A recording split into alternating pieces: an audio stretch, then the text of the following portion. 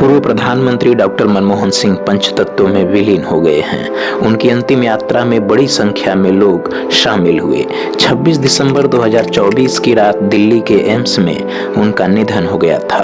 10 सालों तक देश के प्रधानमंत्री रहे डॉक्टर मनमोहन सिंह 92 साल के थे। प्रधानमंत्री मोदी, राहुल गांधी, गृह मंत्री राजनाथ सिंह, राष्ट्रपति द्रौपदी मुर्मू और अन्य नेताओं और सगे संबंधियों ने उनको श्रद्धांजलि दी। मनमोहन सिंह को कांग्रेस मुख्यालय में भी श्रद्धांजलि दी गई। पूरे राजकीय सम्मान और सिख परंपरा के साथ उनका अंतिम संस्कार किया गया। पूर्व पीएम डॉक्टर मनमोहन सिंह भारत के 14वें प्रधानमंत्री थे। इसके साथ ही वे एक महान अर्थशास्त्री और विद्वान नेता भी थे। साल 1991 से 1996 तक वे भारत के वित्त मंत्री भी रहे थे।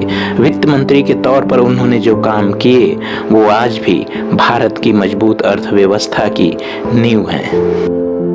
1991 का साल भारत के लिए बहुत मुश्किल था। देश आर्थिक संकट से जूझ रहा था। विदेशी मुद्रा भंडार लगभग खत्म हो चुका था और देश दिवालिया होने की कगार पर था। ऐसे कठिन समय में वित्त मंत्री के रूप में डॉक्टर मनमोहन सिंह ने कमान संभाली। उन्होंने उस समय के प्रधानमंत्री पीवी नरसिम्हा राव के साथ मिलकर अर्थव्यवस्था को सुधारने के लिए क्रांतिकारी फैसले लिए। पहले भारत में कोई भी उद्योग शुरू करने के लिए सरकार से कई तरह के लाइसेंस लेने पड़ते थे। इस प्रक्रिया में बहुत ज्यादा समय लगता था और भ्रष्टाचार भी बहुत ज्यादा होता था। इन सभी समस्याओं को देखते हुए डॉक्टर मनमोहन सिंह ने इस लाइसेंस राज को खत्म कर दिया, जिससे व्यापार करना आसान हो गया। उन्होंने आयात और निर्यात पर लगे प्रतिबंधों को कम किया, जिससे विदेशी कंपनियों के लिए भारत में व्यापार करना आसान हो गया। डॉक्टर मनमोहन सिंह ने विदेशी कंपनियों को भारत में निवेश करने के लिए प्रोत्साहित किया। इससे देश में नई तकनीक आई, रोजगार बढ़ा और अर्थव्यवस्था मजबूत हुई। इन सुधारों को ही आर्थिक उदारीकरण कहा जाता है। इन सुधारों का नतीजा ये हुआ कि भारत की अर्थव्यवस्था तेजी से बढ़ने लगी, विदेशी निवेश बढ़ा और भारत दुनिया की बड़ी अर्थव्यवस्थाओं में शामिल हो गया। आज जो आप भारत की तरक्की देख रहे हैं, उसकी नींव वर्ष 1991 में डॉक्टर मनमोहन सिंह ने ही रखी थी।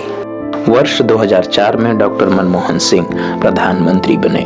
प्रधानमंत्री के रूप में उन्होंने गरीबों और ग्रामीण भारत के विकास पर विशेष ध्यान दिया। 2005 में उन्होंने राष्ट्रीय ग्रामीण रोजगार गारंटी अधिनियम नरेगा लागू किया। इस योजना के तहत ग्रामीण इलाकों में रहने वाले हर परिवार को साल में कम से कम 100 दिन मजदूरी की गारंटी दी गई।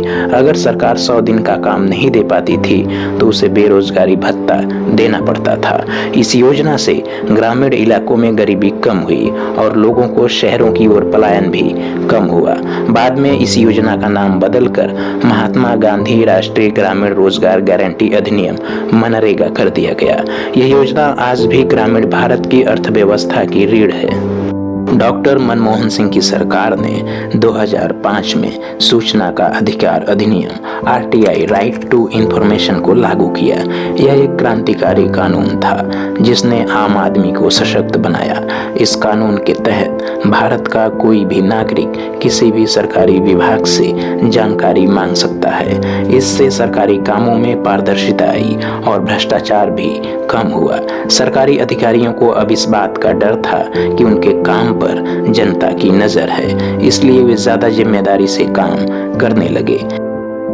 लेकिन इन सभी कामों को करने के बाद एक समय ऐसा भी आया जब पूरा विपक्ष तत्कालीन पीएम मनमोहन सिंह पर मौन रहने का आरोप लगाने लगा था, क्योंकि उस समय बीजेपी का सत्ता सूर्य उदय होने वाला था और कांग्रेस का सत्ता सूर्य अस्त होने वाला था। तब शांत रहने वाले मनमोहन सिंह का मौन टूट गया। इसके बाद उन्होंने कुछ ऐसे शब्द कहे जो आज अमर हो चुके हैं। डॉक्टर मनमोहन सिंह साल 2014 में जब प्रधानमंत्री पद से हट रहे थे तो उससे पहले उन्होंने एक प्रेस कॉन्फ्रेंस किया था जिसमें उन्होंने कहा था कि उनका नेतृत्व कमजोर नहीं है और इतिहास उनके प्रति दयालु होगा।